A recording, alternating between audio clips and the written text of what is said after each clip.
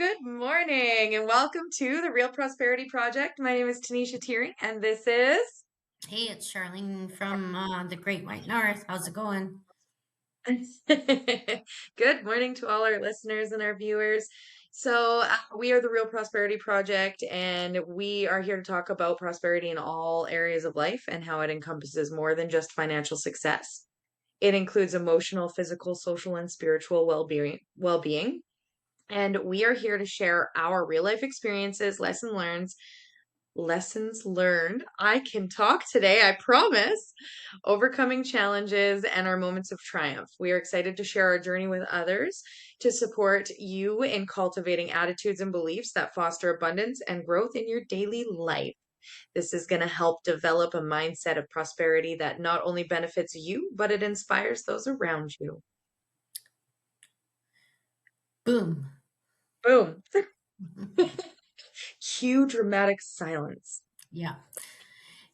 Yeah. I asked this question before, so I listen to a lot of podcasts and whatnot, but they have a lineup of people behind them. It's crazy. I'm like, wait, how do we get that many people to produce? Mm. Well, I guess it's just reach. Just keep reaching out, keep promoting, keep talking. And also, I think it's capacity. I've been learning a lot about capacity in the last couple of months and how you can grow your capacity to make room for more things, right? And I just I love growth. I love personal development. Is basically what it comes down to. What are your thoughts on capacity? Oh yeah, if your mind's cluttered, you don't have the room for other things, or you know what I mean? And that's Hmm. where, sometimes if you don't expand that capacity or you take on too much and your capacities overfloweth, um, yeah, that's when you can start kind of getting the stress or ignore the other to-do lists, etc. So I think capacity has to come from a clear mind. I agree. I agree. And it has to come from a place of decision. I believe that growth is a decision. And once you decide, the sky's the limit, you know? Like there's just no limit. Exactly. So that makes me think of the book, not Think and Grow Rich, Think and Grow Rich.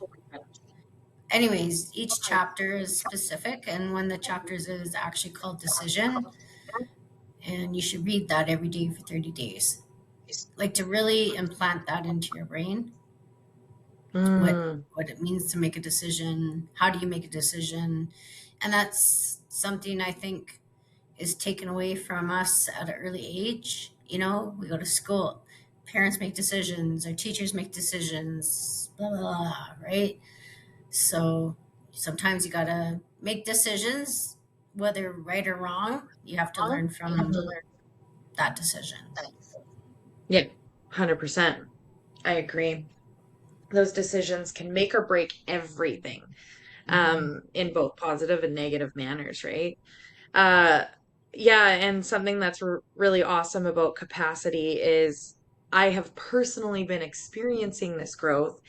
And I feel like for the last couple of years of my life, I was going on this journey to build the capacity so that I could step into the leadership and inspirational role that I've always wanted to be in and get to the point where I actually had the capacity to lead and inspire others and to really serve families and myself. And now that it's growing and my capacity is going, I noticed it right away, but now other people are starting to notice it. And that is really, really cool. And I wanted to share with our listeners today that I was actually asked to do my first closing message on training for our team on Saturday. And I'm really, really excited because I get 8 to 10 minutes to talk, which is something I have never gotten the pleasure to do. Charlene has. She actually has gotten more than that and up on a bigger stage. Um, so her capacity was really big at the time. Why don't you tell our listeners a little bit about when you got to have speaking time? Um, yeah, I don't know what to really say about it. It's just kind of, it's a recognition, I guess, uh, Mhm. from your peers.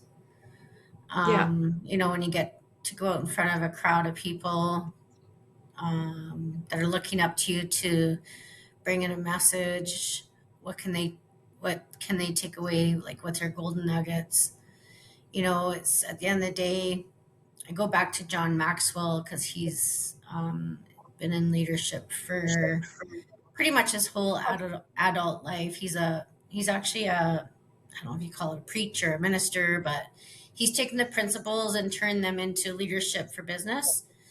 And he says, like, once you take it away from you, it's not about you, and bring a message that can help others. That's where it really switched.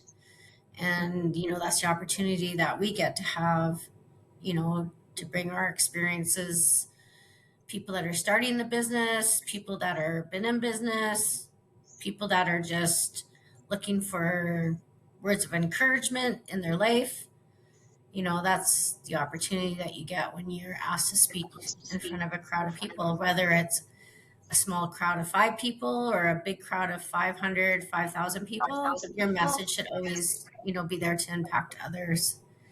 Hmm. So that's my Yes. takeaway on it. Yeah, and I loved your message when you spoke on stage.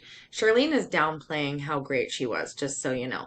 So Charlene has always inspired me and been a great mentor, and she's taught me so much, especially about capacity and loving myself first and helping others.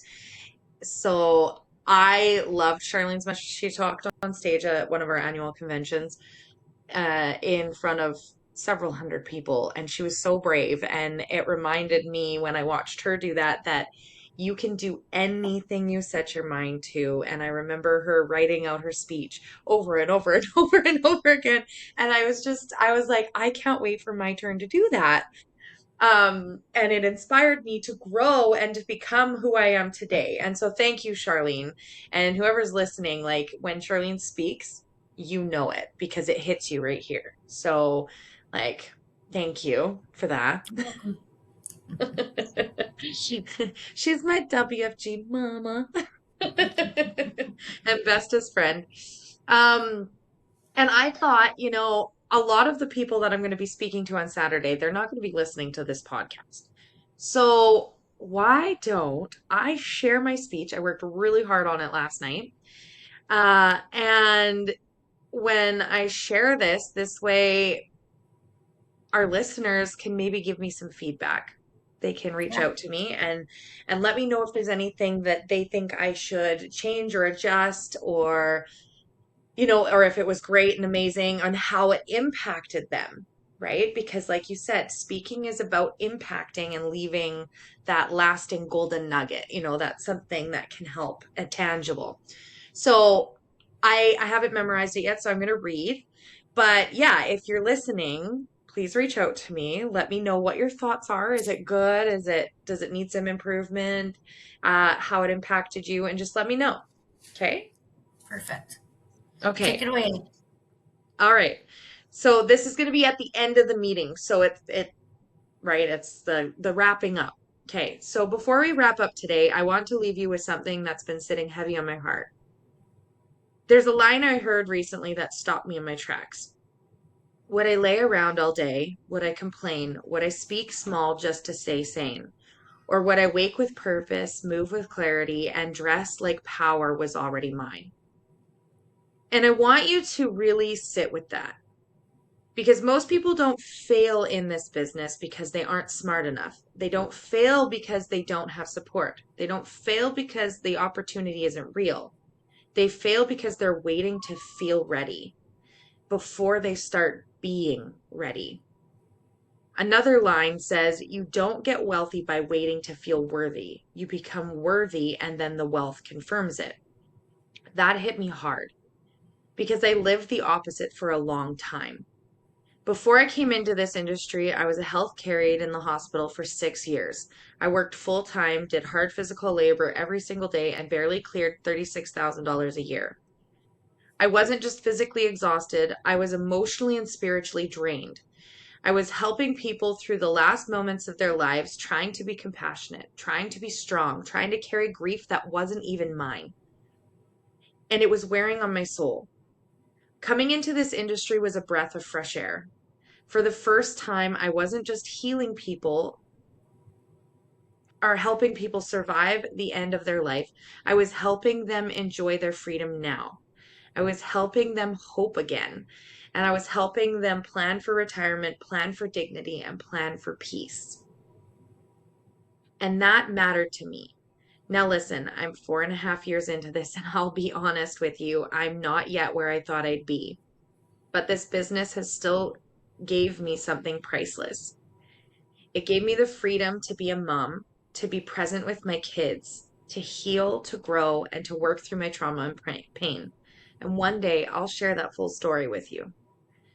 And it gave me the space to become who I needed to be, to step into the capacity of being the leader that I know I'm meant to be. And here's the part I don't talk about enough. I don't believe this business found me by accident. I believe that God positioned me here on purpose. Because when I look back now, I can see He didn't just change my career, He was changing my capacity. He was healing me, He was humbling me, and He was stretching me. He was preparing me. The Bible says God doesn't call the qualified, He qualifies the called.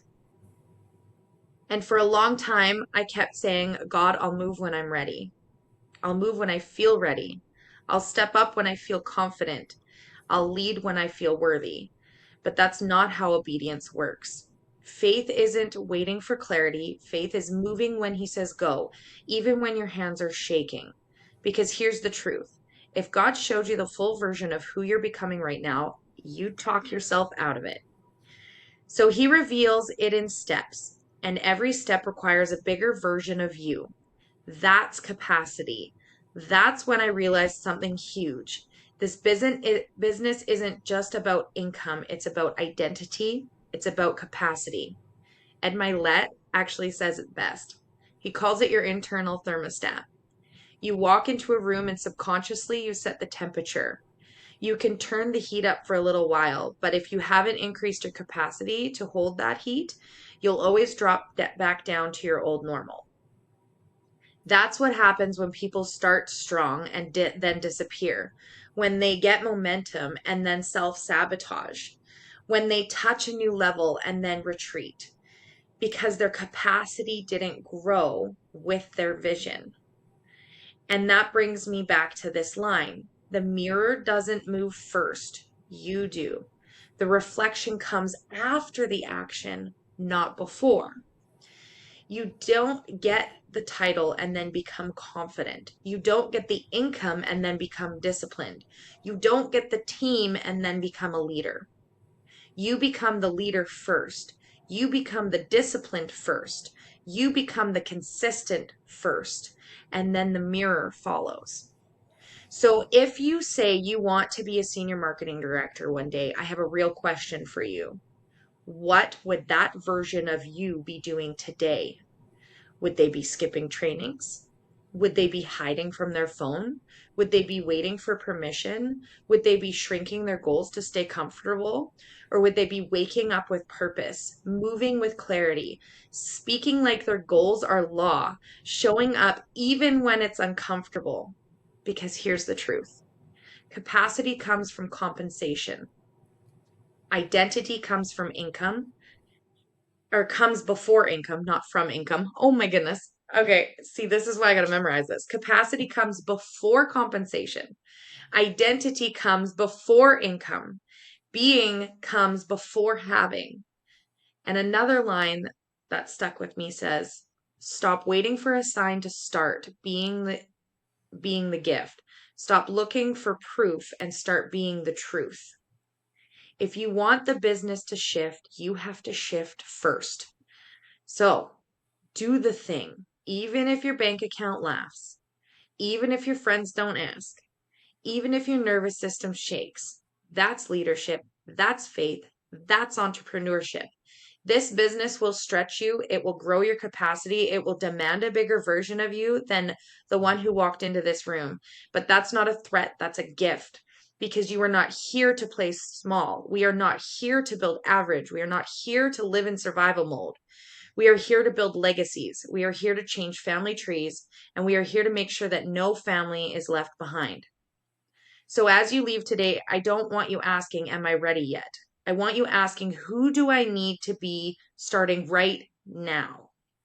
Because when you walk like it's done, when you speak like it's law, and when you move like you're already the one, the mirror will follow, the results will follow, the income will follow, the title will follow, not the other way around. And I'll leave you with this. You don't fake it in business. You faith it. You act like it's now because the universe reflects who you are now, not someday, not after I feel ready, not when the timing's perfect, now. We are not called to be average. We are not built for survival mode, and we are not created for small thinking. We were created to build legacies. We are created to change family trees, and you were created to leave an impact that outlives you. So don't just go build a business.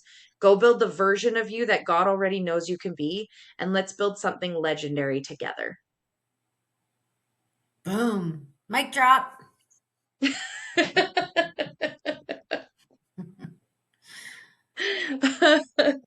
That makes me really think a couple things come to my mind, Tanisha. First of all, out of 41 million-ish people in Canada, there are 89 billionaires. So to me, that says we're missing something along our journey to become what you're talking about. Mhm. What's the disconnect? Why is there only 89 billionaires in Canada out of 41 million people? And it just goes back to what you're talking about, like stepping into that, becoming something that you know you can become, but too scared to go and do it because we haven't built the capacity, because we haven't been taught how to do that, right? I think I think you're right. There's a big disconnect. Some people believe that it's money. They're like, oh, there's not enough money. Everybody's struggling right now. That's society. When really, if there's 89 billionaires, the money is there, Oh yeah, it's there. right? It's just been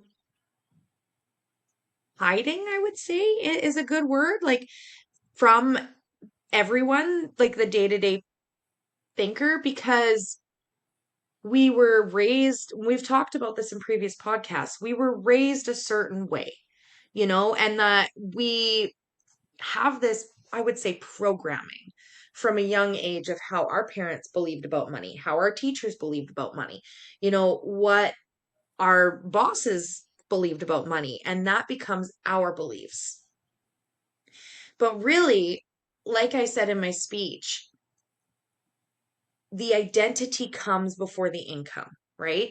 And so when you identify as a poor person and you're going, oh, I don't know if I can afford that, you're creating more of that. The mirror is reflecting what you're talking about. When you decide and you're just like, no, this is it. I identify as a wealthy person. What would that wealthy person be doing as their morning routine? Are you going to sit down and drink a coffee on your couch and watch Netflix? Or are you going to get up and exercise and go for a walk and do your journaling and do your goals because everything's taken care of for you? That's what a wealthy person does. They have a morning routine that doesn't include social media and TV.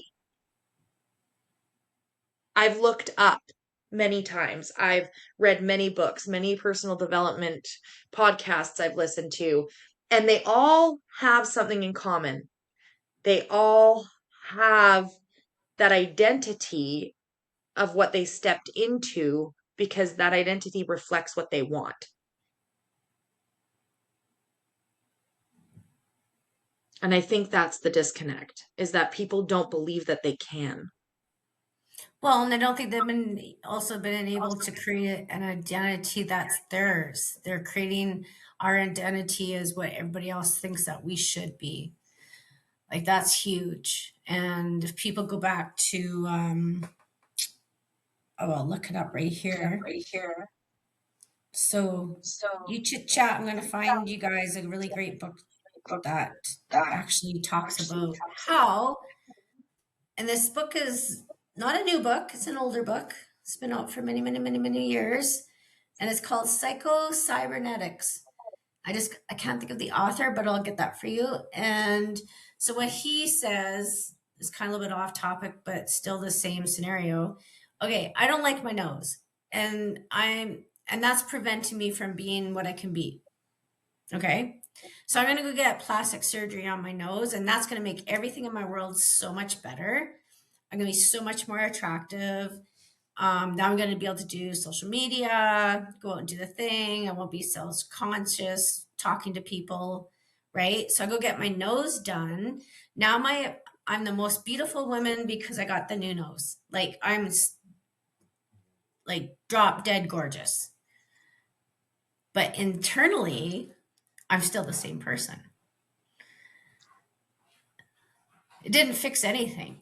So what, and this is where he goes into the in depths of that, how to create that identity from the inside out.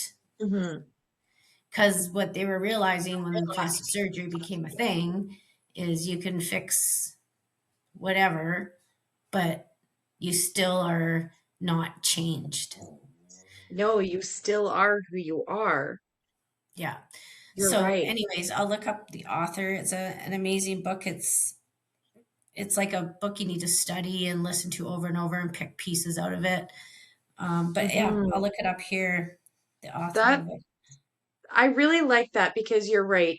That who the person you were talking about in the book that, got the nose job and stepped into a more confident version of themselves, you didn't, that person didn't need to get the nose job to be that person because that person was already there.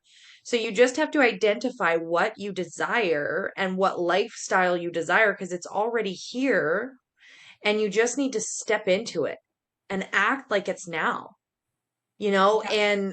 and that's what I'm doing in my personal life, and I really really want to get that message out to as many people as possible because guess what?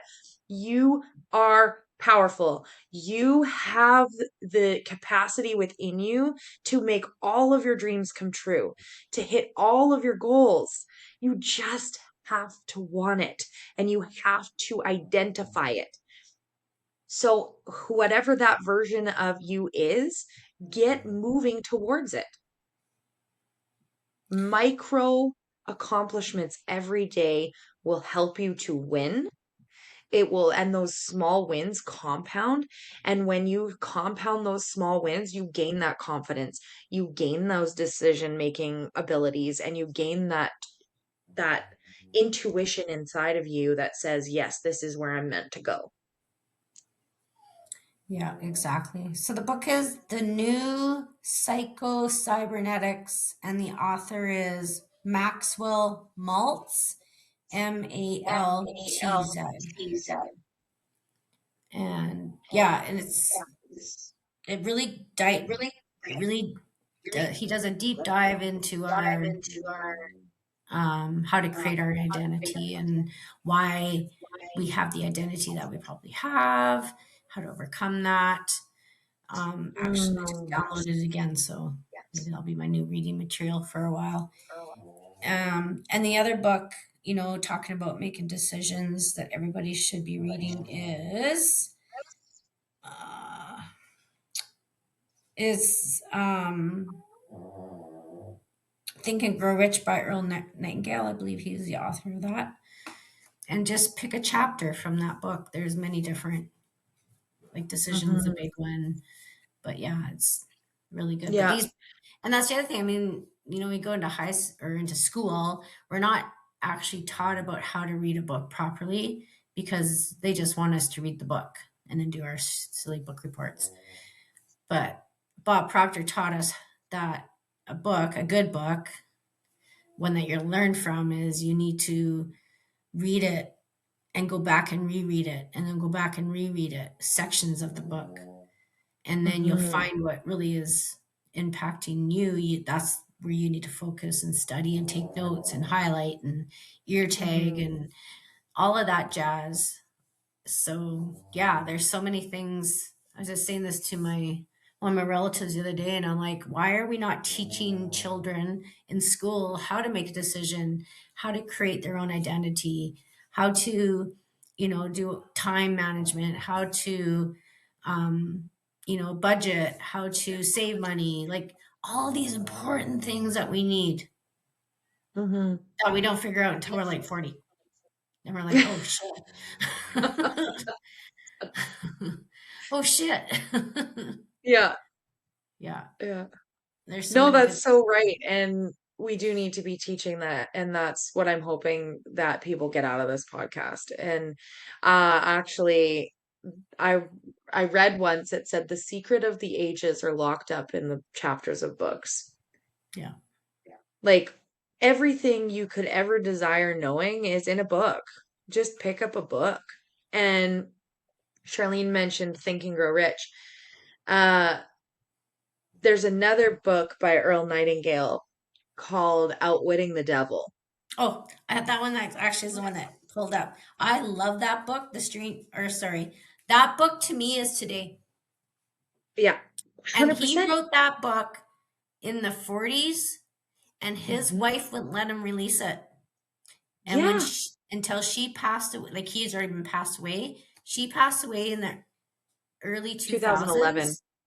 Yeah, and she had that book under lock and key, and she said in her last will and testament that now that she is gone, they could publish the book. And when I'm listening to that, I'm like, they're doing that to us today.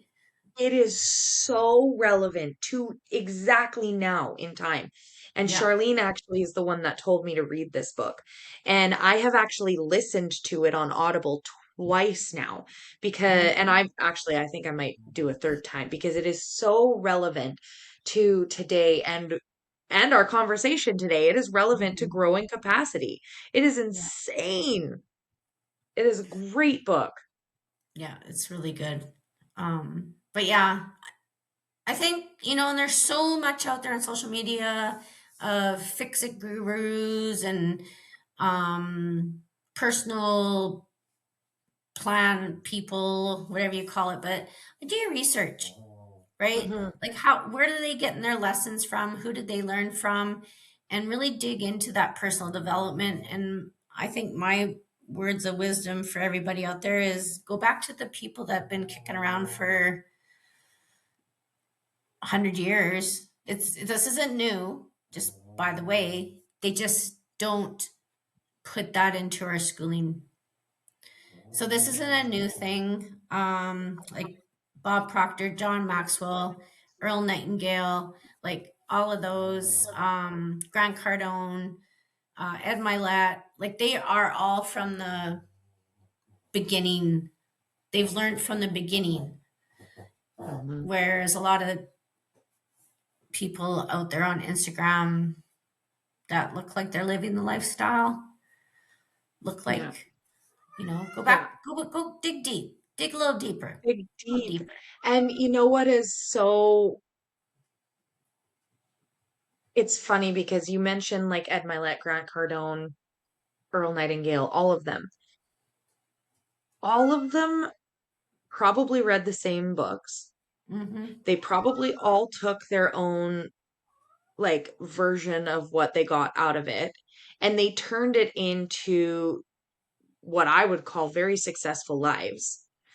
And maybe that's the key piece that's missing is that people aren't willing to educate themselves or do the research or read the book or make the changes. So if you're willing to even start by picking up a book and just reading, that might be the key to changing your entire trajectory for your future. It changed mine. It changed mine. Yeah. Yep. Like I was really ticked. I was so ticked off. I'm like, nobody's ever taught me this shit. I was, Oh, yeah, I was always, you can be whatever you can be, but how you, but it was always that how the attached, but not any guidance yeah. really to help create it. It was more of a deterrent, Hmm. if that makes sense. Yeah, Yeah. it does. So, yeah. Well, Anyways, so that that went, was incredible. yeah, cool. I love when we freestyle, Charlene. It just like flows. Yeah. Well, I encourage everybody to pick a book from this week, and you know, Hmm. out of that group of people, I would say that would be my top 4 or 5. You Yeah, know, I that really are agree. very impactful. They that first one I mentioned is it's very in depth. Maybe as a beginner might not be the first one to start on, but definitely incorporate into your library for once you start, Yeah. seeing what's possible, and then go, huh. And then you were talking about self sabotage, and I have another really great book on that one. So I will look that up for next week, you guys. It's in my library of audibles, but it is so good, and it's specific to that, to self sabotage, because we all do it. Ah, Yeah. well, yeah, you better share that with me. I want to read it and listen Yeah. to it. Yeah. Yeah. Alrighty. Well, awesome. I think we nailed everything we could have today. This is incredible. Thank you so much for to all of our listeners for listening. And don't forget to subscribe and follow. It really helps support us and our reach so that we can get these very important messages out to the people who actually need them. So thank you again. And I truly wish that you have a beautiful day and a beautiful life, and something that I said here resonates with you. Awesome. Yeah, everybody have a great week, and we'll look forward to hear what your takeaways are from the book you picked. A book. Yes. Maybe do a little book club next week or something. I love it. We should do a book club. That would be great. All right. Take care, everybody, and we'll see you next week. Bye. Bye.